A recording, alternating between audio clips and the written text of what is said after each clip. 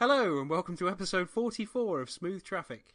I'm Robert King and I'm joined by Ben Lazarus Pierce. Hello. And the returning Jonny Edge. Fanfare! And I always forget Ben's got a massive name now. He has. Must make form filling really tedious. We're glad to have you back, John. Are you? How was your colonoscopy? Sore. But suspiciously arousing. So, in this episode, we are revisiting the Smooth Traffic 5-car garage. Jonny will be bringing more of his art critiquing to the world. There will also be discussions on where John was last time. There'll be a return to Dictionary Corner, and we've had yet another fax. Where do they keep coming from? What, the faxes? All the colonoscopies? So, if you've been listening to us since the beginning, or at least close to the beginning, you'll remember that we did a special 5-car garage for Smooth Traffic, which had a bit of a twist to it. Obviously, it's a very old pub discussion. If you had an unlimited source of funds, what 5 cars would you put in your garage? So we mixed that up a bit, and we asked for very specific cars. So we had a car for date night, which was the Rolls-Royce Dawn, suggested by Jonny. We had the car to take your mother to the shops in, which was the Honda HR-V, suggested by Ben. We had the car for a trip to Wicks, which was the Mercedes G63 AMG 6x6. It's ridiculous. Which, again, was Genius. suggested by Jonny. We had the car for a 5-a-side football team, which was the Dodge Ram, which was suggested by Ben. And finally, we had the car to drive through a small Cornish village, which was the Volkswagen Up, which was suggested by both John and myself. So you get half a point in that. Yeah, and I got a point from John for it, because I told him that I guaranteed that my car would get in, knowing that we'd choose the same car. But you haven't collected that point yet. No, of course not. So, I mean, that discussion was back in 2016, so almost 2 years since that last episode came out, and you still owe me a point, John. Yeah. Well, Yeah, nothing to say. nothing to Anyway, say. curiously, I was looking through some very old discussions from when Ben and I were at uni and John was not at uni. And back in June of 2009, which may even be after we finished uni, but never mind, we had a discussion about creating a 5-car garage. And Ben, being the least car-oriented, declined. But John and I both had a crack. And, well, we thought you might like to hear the 5 cars that John and I suggested for our respective 5-car garages. Back when we had no experience whatsoever, apart from owning probably our first cars. And did I have my TT then? You did have your TT then, yeah. Oh, what a great car I think that you'd was. literally just bought it. So I was on my Alpha 145 at the time as well. Oh, Christ. 2 great cars, to be fair. Easily the best car I've had. Anyway, can you remember any of the 5 cars that you chose, Jonny? No. Literally can't remember a thing. I can't even remember the conversation. Okay. Not well, a thing. So it's probably going to be really embarrassing. Fortunately, I've got them here. I think you've gone for a pretty solid set, to be fair. So first off, 1967 AC Shelby Cobra 427. Yes, absolutely. In the traditional navy and white, obviously. Yeah, gotta be. Are these for specific criteria, or is it just 5 No, there cars? were no criteria. It was just the unlimited funds, 5 cars, choose away, in the more traditional style of the 5-car garage. Yeah. The non-smooth traffic style, if you like, Ben. Fair enough, yeah. I still see those fake Cobras, you know, the really nice replica ones go around. Every time I hear one or see one, I just think, ooh, you know what? They dropped my knickers, King. Wow. Well, moving on. I've got nothing to say. Yeah, your second choice, John, was a 1992 Honda NSX Type R in Championship White. Yeah. And I've driven an NSX now, and I can confirm they are amazing. Probably the best handling car I've ever driven. It felt great. It just fit like a glove. It wasn't a Type R. I imagine the Type R is even better, but the normal one that Honda had on their fleet. Driven that. Amazing car. Cool. Well done, you. Well done, me. That's a good start. That's much better than I was expecting, actually. Car number 3.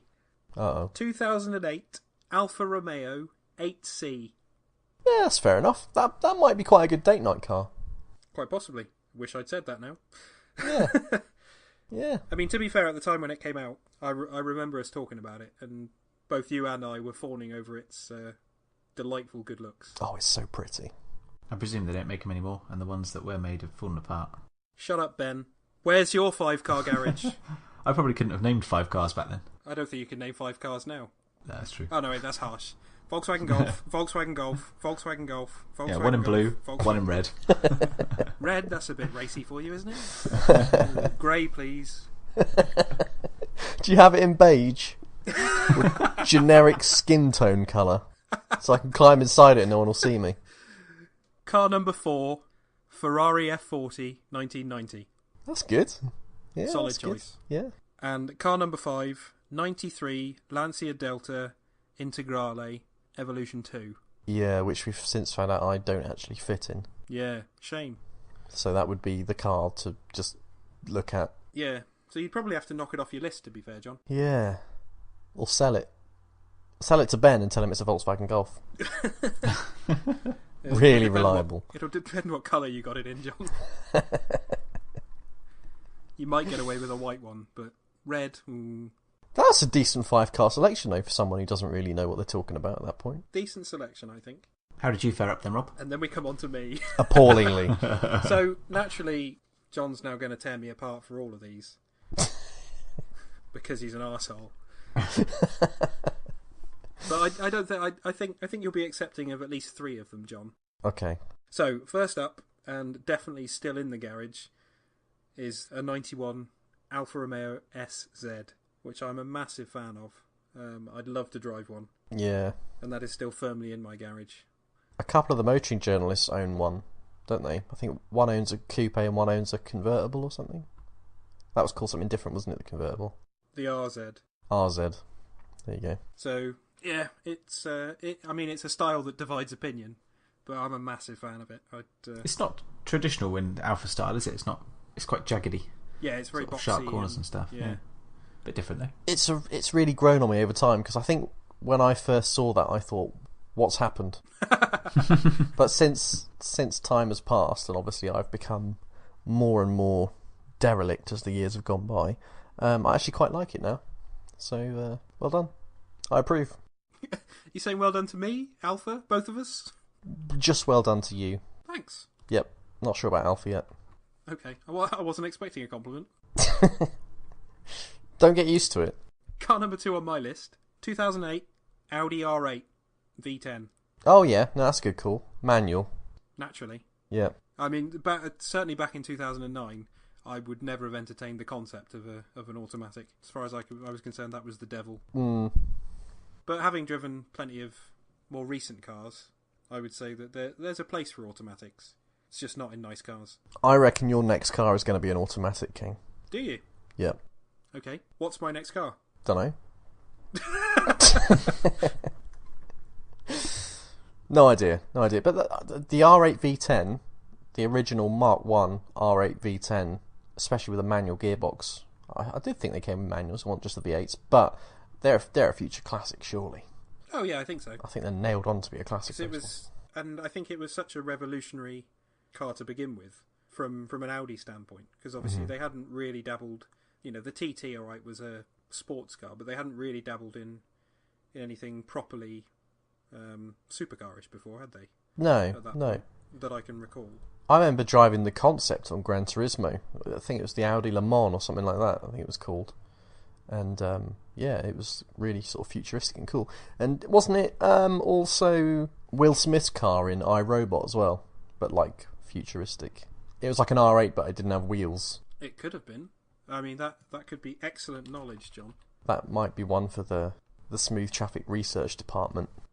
Yes, I can confirm it is. The Audi RSQ.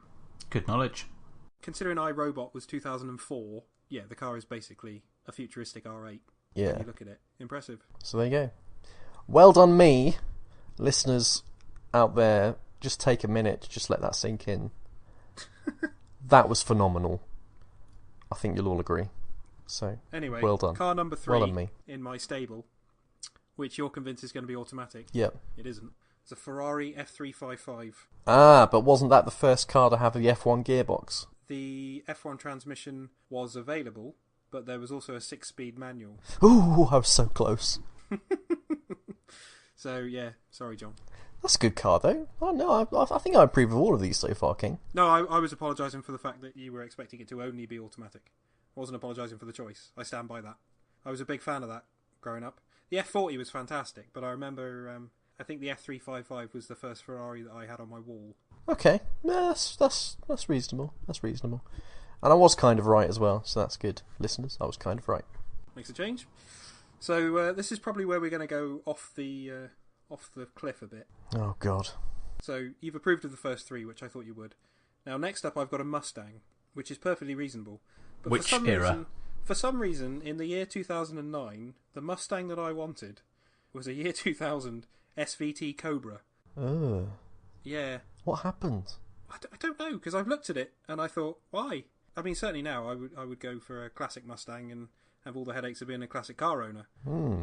But for some reason, clearly the draw of a 5.4 litre engine was what excited me. So this is the one that just looks like a boring old sort of Mondeo or something, isn't it? Shite. Yeah, it looks terrible. Like, really, really terrible. Weird. Like any other era of Mustang would have been acceptable. Yeah, exactly. So, I just don't know, lads. Yeah, well, that choice is a chlamydia of a choice, King. Thanks very much. Sorry, everyone. Sorry, Ford. No, they should be sorry for making that car. Yeah. Screw you, Ford. Ford. You made me choose a bad car. Yeah. You duped him. Yeah. Car number 5. Chlamydia car. Good guess. Well, in your opinion. Car number 5, a 1995 MG RV8. Now, I can tell that the silence says everything from you, John. But what you've got to remember is that they had a lot of MGB bits lying around. And they also had a lot of Rover V8 engines lying around. So what better thing to do than stick the two together? Yeah. I mean, predominantly they were sort of sold in the Japanese market. So over here now they are a bit of a rarity, and they certainly were back then as well. And to be fair, I think I've only seen one in real life. I'd still like to have one, I think. Really? Yeah. But it would be awful. Yeah, but it'd be a nice throwback to a time when everything was simple. You know, the 70s. What? A Rover? Yeah, the 70s. So basically you've got a Rover on your 5-car garage list from 2009. No, I've got an MG with a Rover V8 engine in it. Which at the time was considered to be one of the best engines available. Obviously that was what ran the Range Rovers. Oh, no, I can't approve of that, King. It's not as bad as the choice before, which was complete chlamydia, but that is not as bad. That just needs cream. Just needs cream. Dr. Jonny, you here to help with your car woes? Yeah. Fax me a medical question, and I will answer it with my medical knowledge. Well, so there we go. I'd certainly change at least one of my choices. John, you have to change one of your choices because you can't get in the Delta. Yeah. And Ben, maybe you could pick 5 cars sometime. Oh, Ben. Well, we had some really positive feedback a couple of episodes ago about Johnny's venture into the world of art. Where's my fucking jingle? Shut up. Now, because of that, Ben has prepared another special piece for John to review, for your benefit and ours. So, Ben, what have you got for him this time? This week, Jonny, I've been hunting through the galleries for something quite spectacular. And this one everyone will know, and it is The Son of Man. Tell us about it, Jonny. Well, The Son of Man.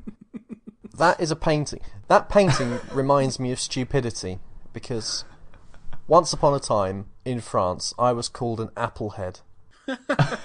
Which What? means you're stupid, basically. And whenever I've seen that picture since, I've just thought of stupidity.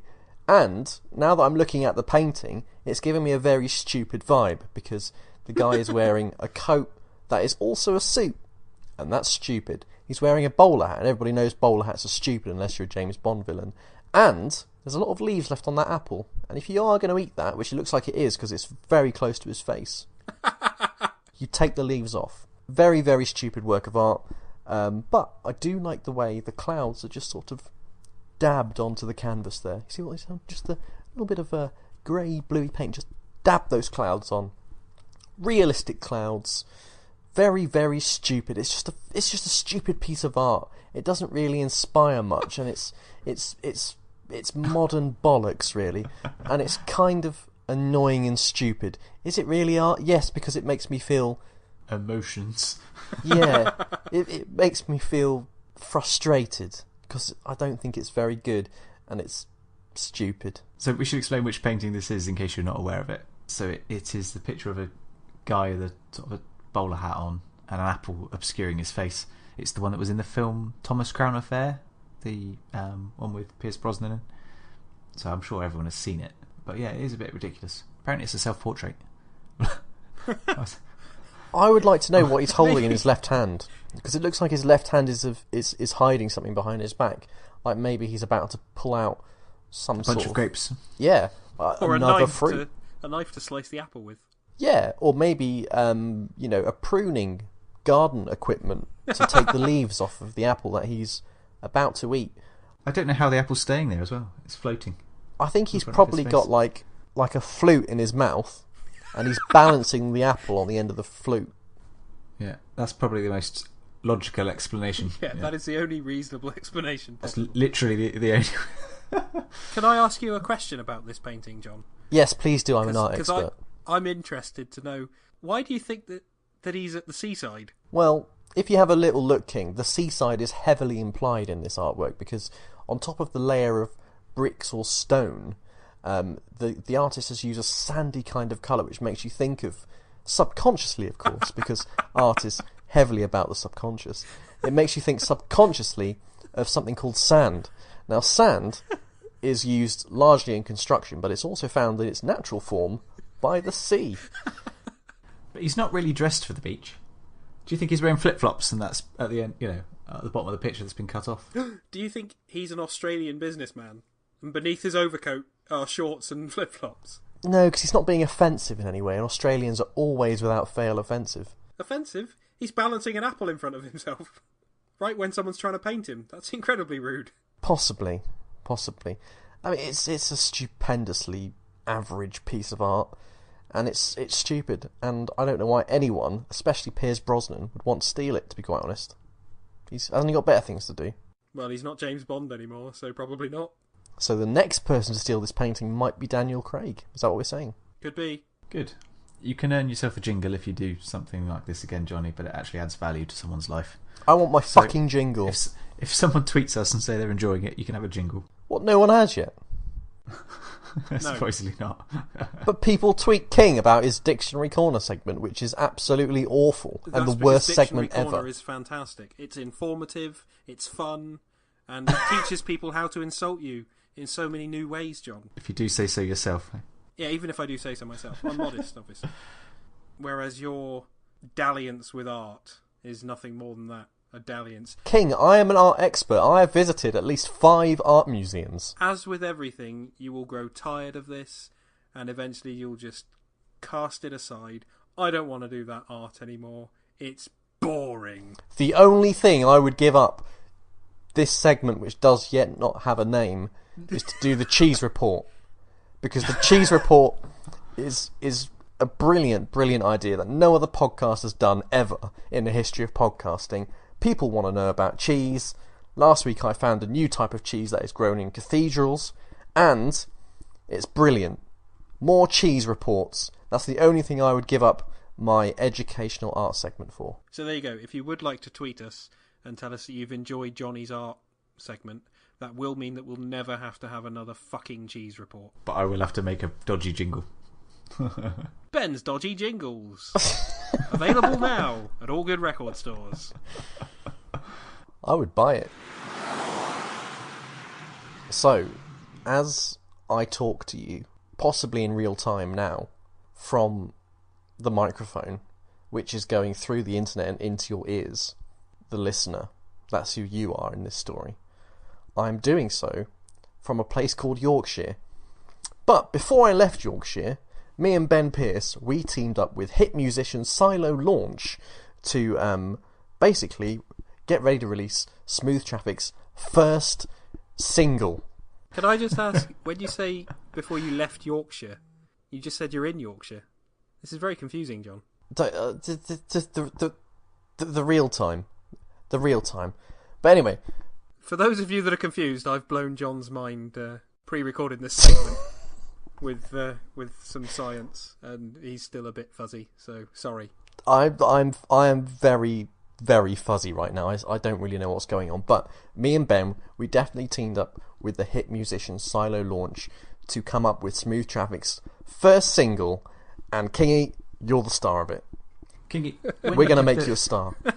When we made that VR video, you made some amazing comments, and some cracking phrases, and Cylo Lawnch just really shit me. He really wanted to sample it and put it in a track for you.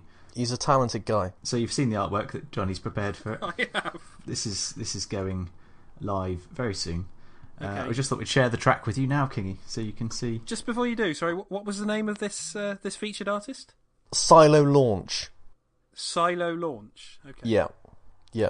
If you look on the artwork sideways, King. Yeah, no, I can see. What I've done is I've put the text sideways, but I'm really clever, and if your phone is on rotate, if you turn it sideways, Cylo Lawnch and Smooth Traffic are still sideways. Nice. How cool is that? What's interesting is that I've never heard of this person before. Is it a person? He's very famous. He's very famous. Very famous. Yeah. He's not on social media because he don't want to be part of it, but he is a very talented guy. Wow. Okay. He's up there. He's been on tours. He's up there. Really? He's up there, King. He knows his stuff. But when you listen to this track, you'll know that the guy is talented. Okay. So yeah, Smooth so Traffic featuring Cylo Lawnch. Yeah, right. Have a little listen. The smash hit of Shit Me. What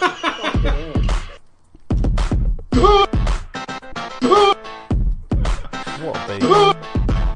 Oh, shit me. Oh, shit me. Geezer. It was like geezer. Geezer.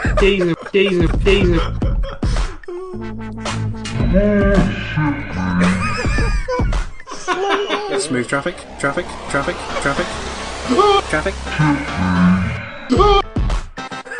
What a tune. Oh, shit me. Traffic. Oh, shit me. Corner. Geezer. It was like geezer. Geezer. Silence. You're a div and a pillock. Die, John. Corner. Thanks for listening to Smooth Traffic. Die, John. Oh, shit me. Geezer. It was like geezer. Geezer. Cracking up here. Corner. It just feels great to be alive. Geezer. Oh, shit me. Oh, kill me now. How good is that? That is gonna go huge in the clubs, the streets. Oh, it hurts. The great thing is, most people won't know if it's you laughing because I've sampled it or just because you're laughing over the top.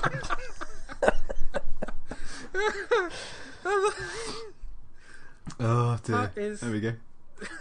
I mean, I've got to say, different class, lads. Genuinely, that is one of the greatest things that you've ever done.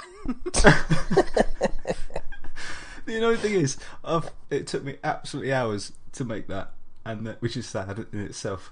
But I've listened to it so many times since because it keeps getting stuck in my head. I've listened to it dozens of times, like humming along to it. I don't know about you, Ben, but I've often found it gets stuck in my head as I'm on the toilet.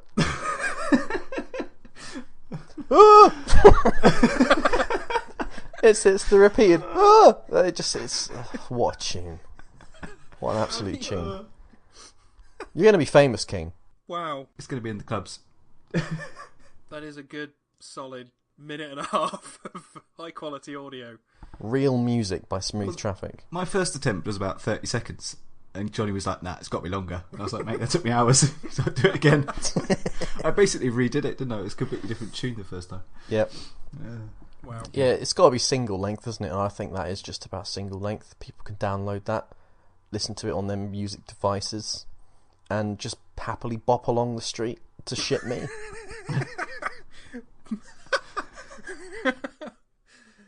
I mean, What a tune. Lovely. That is genuinely brilliant. Something for the grandkids. Was I saying Die John? Yeah, Yes. there is a bit where you say Die John a couple of times, yeah. I can't remember where that's from, but yeah. Probably just general everyday life, John. Just took a few samples from the last few episodes. I can't remember exactly where. But... Yeah, wonderful. You should both be very proud of yourselves. And I think that, completely coincidentally to that, Ben, in the near future, there might be another track to add to that. And maybe we'll be able to produce an album. And then, because John's clearly trying to play us off against each other... Because maybe I'm a double agent! We'll probably have to do something about John. Jonny assumes Double agent, talk. Jonny! Oh, that's great. I'm KGB and the American one. CIA. Yep, the FBI. You'd be a terrible double agent. You'd be a terrible agent, full stop. You know what I'd be, King? I'd be a nerve agent, because I'm always getting on your nerves. That's very true. But if you were a double agent, you'd probably be confused about which one you were currently working for each time. Oh, yeah. So there is a sitcom waiting to happen. Jonny Edge, double agent. Give me the nuclear codes. Oh. I've got the nuclear codes. It'll run for like 5 of its 12 episode series before it's dropped. Oh, I'd love to be in a failed TV show. That's something for Smooth Traffic to do in the future, isn't it? Absolutely. We've got a failed podcast. Why not add a failed TV show to that? Yeah. We've got a failed YouTube channel. That's close enough. Yep. And now we've started our failed music careers as well. Yeah. So it's That's not going to fail. What are you on about? Kingy's a hit. That is a smash hit. That record is a hit if I've ever heard one. That is a smooth hit right there from Smooth Traffic. That has had genuine input from real musicians. That's incredible. Yep. Respect to Cylo Launch for taking time out of his clearly busy schedule. Yeah, cheers, Cylo. So, Jonny, you moved up north. Yeah, I was just going to say that. Yeah, but it's just Yorkshire, innit? Cool. So yeah, that's yeah, I moved. Packed some things up, put them away.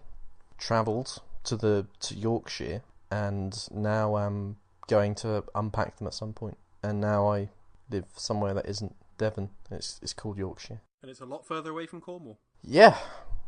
Yeah, it is. Inspiring stuff. Thank you for sharing. Well, guess what time it is again, lads? Oh, Christ, here we go. I need a shit. Oh, Ben, don't get into John's boat. Can I go for a shit while we do this segment? No. Yeah, as long as you don't take the mic with you. No, actually, yeah. Go, but don't take the mic with you. That's fine. I'm not going to have a shit if I can't take the mic with me. I'm going to stay. Good. Shit yourself there. So yes, it's that time again. Kingy's Dictionary Corner! I love the etymology of words. You absolute gorm. So, I've got 3 more words today, lads. Worst jingle ever. We had one with Arnold Schwarzenegger in. We had one with you doing a terrible impression of Arnold Schwarzenegger. With the real Arnold Schwarzenegger. Bearing in mind that my brilliant art segment still doesn't have a jingle, and you chose the rubbish one. Unbelievable. Maybe we can get Arnie to do your art segment jingle as well. Oh, maybe he will. Shall I text him? Problem solved, John. I'll text him. I'll see what he says. Anyway, word number 1 for the day is a word that I use quite a lot. Geezer. It's not geezer. Herbert. Herbert. Herbert. As in, you're a dirty little Herbert, John. Oh, yeah. Yes, so this basically is just a word for a foolish or silly man, particularly youthful people. However... As said by old people, presumably. As said by old people such as myself, yes. Yeah. However, Urban Dictionary has gone further, as always. There are several definitions which are generally not really interesting, but there are 2. The first one, which is definition number 4 on Urban Dictionary. A male working class youth generally associated with the punk, ska, oi music scene. Unlike punkers, rude boys and skins, the Herbert has an unkempt appearance and longer hair, almost like a hippie. That's very specific. It is. And the example is, I went to the Specials show and had a great time until a Herbert spilled his beer on me.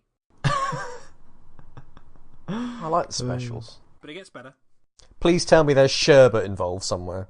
No, definition number 6 takes this to a whole new level and brings it up to date. Herbert, the generic term used to describe moronic subhumans who loiter around outside tacky fast food restaurants and off licenses. The term can be used in conjunction with chavs and janners. As a social class, the Herbert prefers Burberry knockoffs, Argos jewellery, and cheap cider. The males are individually weak and easily scared off, yet in groups they can be intimidating bastards who will try to ponce anything from cigarettes to small change off you. Herberts are not only recognisable by their shitty dress sense, they are also borderline Neanderthals. They possess no grasp of wit or irony. They are proud of their ignorance and take pleasure in insulting anyone with a grain more intelligence than they possess. I imagine that's why they are so obnoxious to everyone. Examples. I was walking past the off-licence at 10 last night and I encountered a group of Herberts. One stood up next to me and demanded that I blix my watch to him. Answers on a postcard as to what blix means. It's like a Twix, isn't it? Ah, of course. It's a blue Twix, special coloured wrapper. And the second option, I pushed him over and stamped on his head 18 times. At this point, a police officer stopped me and took over. Now, that doesn't make use of the word, but I think that's just describing them. Now, while that is a hilarious definition, there are a lot of spelling mistakes in it, so I'm starting to think that guy is indeed a Herbert himself. What, a reformed Herbert? Possibly. Quite possibly. Who is now looking at sherbet? Yes, a sherbet Herbert. So are we saying Herbert has nothing to do with sherbet? Correct. At all? Correct. I'm a bit disappointed, really. Sorry. Maybe you'll like the next word, John. Okay. Troglodyte. What? Troglodyte. I think I fought one of them on a PlayStation game once. Quite possibly. With a silver sword. It literally means cave dweller. Are they weak against fire? Yes. Yes, they would be, because they are cavemen. Essentially, it's someone who is, well, considered to be deliberately ignorant or old-fashioned, but literally the definition is someone who lives in a cave. So over to Urban Dictionary again, and their top definition is a person considered to be reclusive, reactionary, out of date, or brutish, such as yourself, like John. you, King. You two are so predictable. Yeah, we are. And the second definition, a cave dweller, someone who lives in a cave, but also an insult used by Captain Haddock from the Tintin series. What? Example number 1, don't go in that cave, you might get attacked by the troglodyte. Example number 2, blistering barnacles, Tintin, that Yeti was a right old troglodyte. Oh, fantastic. Now, Tintin, obviously Belgian. We've already covered the Belgian artist Magritte earlier. John, how do you feel about the Belgians? I hate Belgium. Okay, the smart thing to say would have been they're troglodytes, but moving on. Word number 3.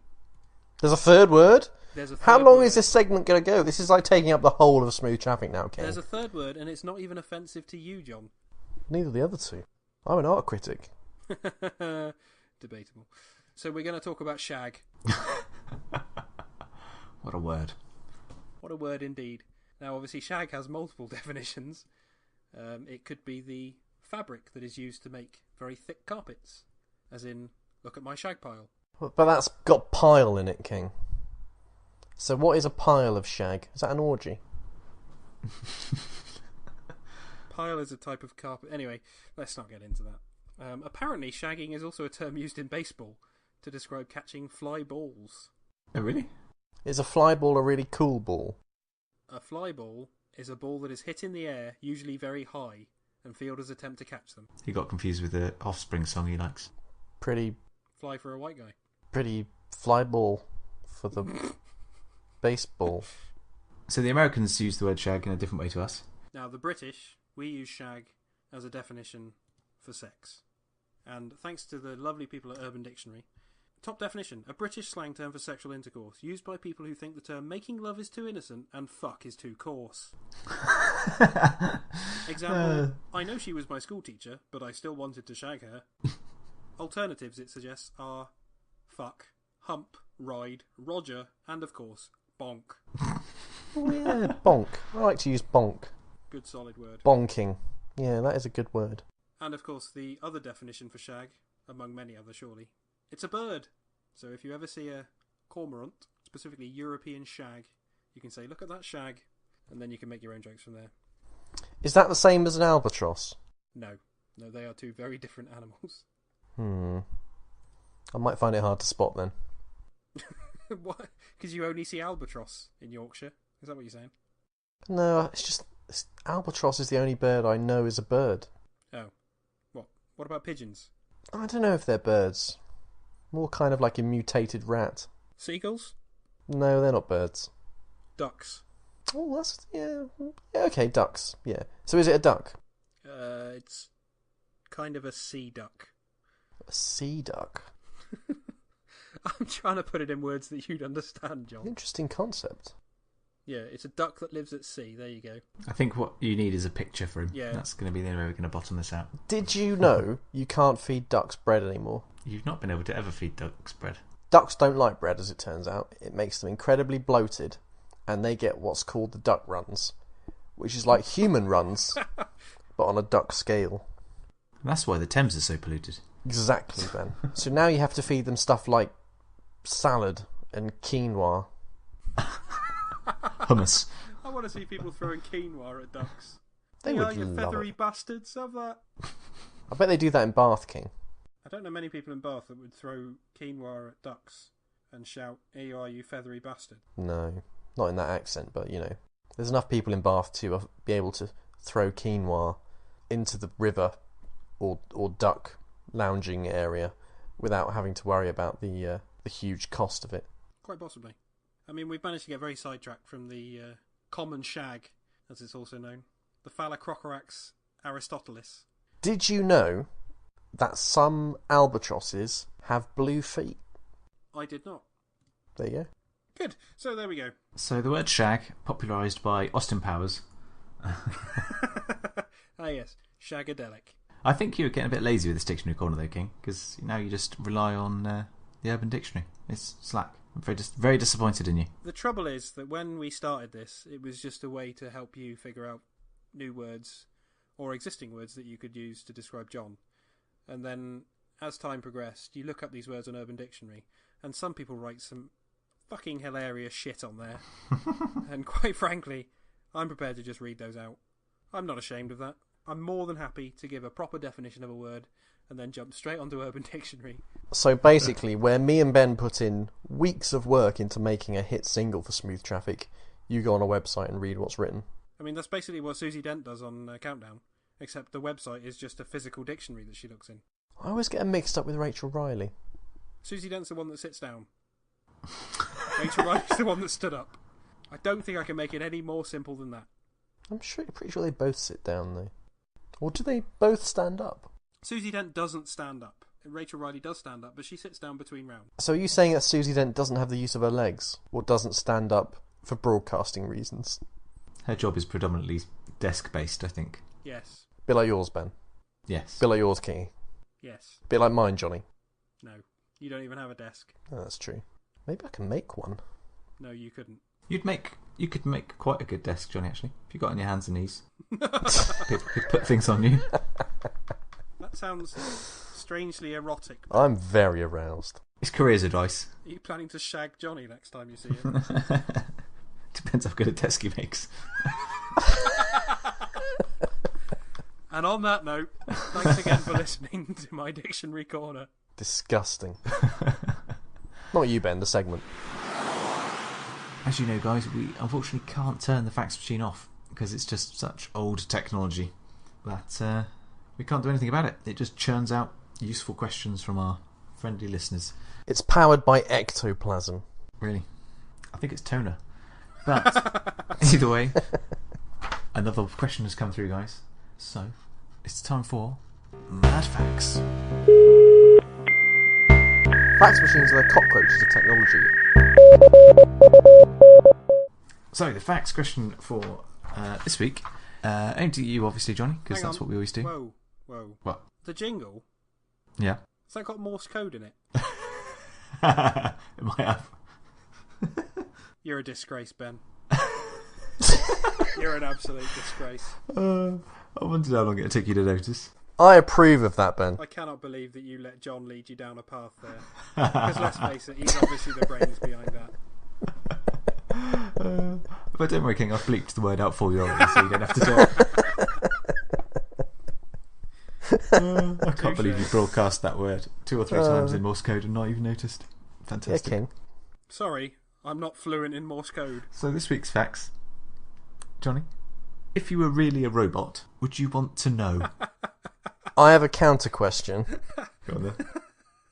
If I am indeed a robot, do I have robot abilities that I have not yet discovered? What do you mean, robot abilities? Can I pick up a car and flip it? No, your programming restricts you. Is there a laser hidden inside my middle finger that I can use to cut through steel? Maybe. Then yes, I definitely want to know.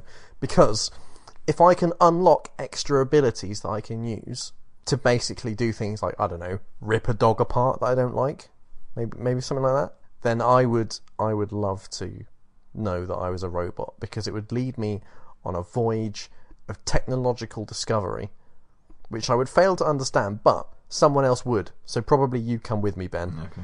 And we would work out then how to transform the front of my feet into forks, so I could become a mini forklift truck for heavy objects. What? The front of my feet could go up my shins and over my knees, and I could pick things up without having to bend. Don't you think it'd be a bit depressing to know you're a robot, though? No, it'd be cool. If I can flip a car over, and I could laser through things with my middle finger, and I could have feet that would glide up my shins to make lifting heavy things easier. Basically, you know that robot who is now a robot citizen? I could murder her and become the last robot standing and basically start a whole new film series called Highlander, where there can only be one, and that one is me. A really I don't think that fucking there would cool be. robot. You would be the only one, though, Johnny. Because if anyone managed to create you, they'd probably have another go. Try again. I mean, presuming that John is a robot, is he bound by old, what's his name's laws? Asimov, yeah. Yeah. Didn't he used to play for Bulgaria? Yeah, centre half, John. They used to call him Metalhead. Don't know why. Good player. Yeah, I think Johnny would be bound by those laws, so he wouldn't be able to harm a human. But I have harmed humans in the past. Well, you're not a robot then. Congratulations. Are you sure they were human and they weren't other robots? Ooh, That's the thing. that's a good question. I saw them bleed, Ben, and beg for their lives. Yeah, but think of the Terminator. What, wanting people's clothes? No, he had organic material covering his metal body. So if you cut him, he bled. What part in the film do they say that he had organic material covering his body? King has gone on Terminator Wiki, hasn't he, and looked all this up. How to build a T-1000 or whatever it is. And he's worked out that by reading all the articles on there written by the other nerds, that the Terminator had some organic growths on him. It doesn't say that in the film. Pretty sure it's covered in Terminator 2. Nope. If it's not, Don't watch it. Organic growth, then where's the skin come from? It's not real skin, is it, King? It's plastic. It's like cling film. Fucking pig-headed moron. You've upset him now, Johnny. Only because I've exposed his nerdism. So, Johnny, you would want to know, but you wouldn't be able to harm a human, so you wouldn't be able to do any of you. I'll still rip a dog apart. No, because by doing that, you'd psychologically hurt a human, so you wouldn't be able to do that either. Well, not if it's... What if they don't know? Well, they would know. What if it's a wild dog? Are you killing it to protect a human? No, I'd just move to Australia and go looking for dingoes. They've got it coming, King. Don't go all silent on me. The dingoes have got it coming. They stole a baby once. Do you know, I think the only thing that's got it coming is you. Yep. Why? One of these days, all of your hatred at the world is going to catch up on you. I don't hate the world. Just don't You just got some issue with dogs. like it. You just don't like it. So what would you do, Rob? Would you want to know? Yeah, what would you do, King? You wouldn't want to know you're a robot, would you? You get sad. I don't know. I mean, maybe I am a robot. I would probably say I'm the least emotional of the three of us, so maybe I'm lacking that human quality. Hey, listeners, he's also the least interesting. Oh, I mean, you do have a fascination with history, which can only be obtained by being around for a long time or downloading stuff. But I've got appalling memory. Yeah. So therefore, logically, you'd think that I'd be able to remember everything if I was a robot. Maybe you're sort of 15, 20 years old and you're just using like floppy disks, so you haven't got much memory storage. You haven't been upgraded. That's the problem. Story of my life. Floppy just sums King up in one word, doesn't it? What about you, Ben? If you were a robot, do you want us to tell you? I don't think so. If you are a robot, did you build yourself? That's the question. That is a very interesting question. If you are a robot, why are you so lacking in personality? Oh, well, starting to make sense. Those files were corrupted. That must be So it. you wouldn't want to know either? I don't think so. I think that would ruin it, wouldn't it? What's the point of living if you're artificial? Christ, bring it down a bit. Think of the plus side, Ben. If you're a robot, you will never die. Well, you will. No, you won't. Well, alright, then think of the negative, John. If you're a robot, you'll never die. Exactly. And what's your purpose on the Earth if you're a synthetic being like that? By the time I'm done, I'll have eliminated every dog in my global empire. To what end? To the fact that there's no dogs left. That'd be the end. Okay. That'd be the end of the series. And then after that, I'd probably go after something else like ducks. You seem to have confused being a robot with being in a TV show. Oh, he seems to have confused being a robot with being a massive... That's true. King, did you bleep that out, or did Ben just put that in? If so, that proves Ben is a robot. New question, John. If Ben were a robot, Yep. would you want to tell him? Yeah, I would. I definitely would. But I wouldn't tell him straight away.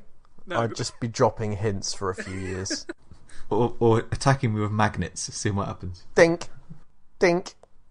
I'd be buying him like little gift sets of WD-40 for his Christmas presents and stuff. I'd love that. That'd be really handy. Yeah, but why would it be handy? You wouldn't know, Ben. Yeah, Ben. You'd just use it for other things. Well, exactly. And That's then it. when you need it most, after John finally makes the big reveal, the world's stocks of WD-40 are gone because you've been wasting it on other moving objects. And I've been taking cod liver oil for my joints instead of WD-40. So there we go, listeners. Ben and I would not want to know if we were robots. John would want to know if he was a robot. To go on We some would kind want of to know mental because killing spree. Yeah, because it's the right thing. And Jonny wants to just kill everyone. Oh, just think of the power you could wield, though. Just you go underground, find some sort of Czech robot scientist deep inside Prague. You'd get all the modifications, and then you just become an absolute weapon. I think what we've proven here, Ben, is that you and I might actually be acceptable human beings, whereas John is clearly some kind of megalomaniac. I could just crush human society altogether. Or just format your hard drive. There's a good point, actually, John. You couldn't be a robot because of your complete ineptitude with all kinds of technology. Yeah, that's very true. I'm not a robot, am I? So this is all hypothetical, but if I was... Aren't you? Well, I hope that I am now. Because it would be fucking awesome. I'll tell you what, if I find out that you're a robot, John, then I want to know who the hell built you.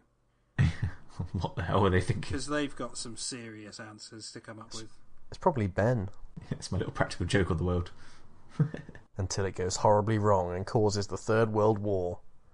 Because I can launch a nuclear missile from my kneecap. Your legacy to the world, Ben, is John. How do you feel about that? I feel I've let everyone down. This is shocking. What was a perfectly good question and I gave a perfectly good answer to, and detailed answer, has now turned into, John's an embarrassment to society. I wish I hadn't created him. No. Let's stop there, John. I think you were an embarrassment to society before we started this segment. Harsh, but probably fair. Well, you have reached the end of this episode of Smooth Traffic, which has been episode 44. Particularly interesting because it's spelt the same backwards as it is forwards. If you don't believe me, write it down. You'll see. 4. It's exactly the same both ways. If you would like to support our podcast, please send vast amounts of money to us, possibly via fax. Alternatively, you can subscribe to our podcast channels on the internet, where the podcast appears occasionally. You can also rate us with many stars on the Apple system of downloading audio. And we have a YouTube account whereby if we get to 100 people, that means we can have our own YouTube address, and that means it'll be easier for us to tell you where to find the YouTube account. Episode 45 is coming next time, and it will be quite good. There will be podcasting. Thanks for listening, and always remember that we are on your side. Bye-bye.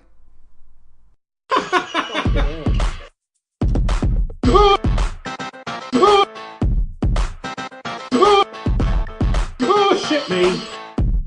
Oh shit me! Geezer.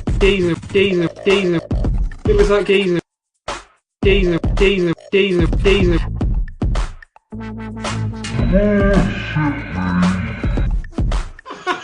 Smooth traffic. Traffic.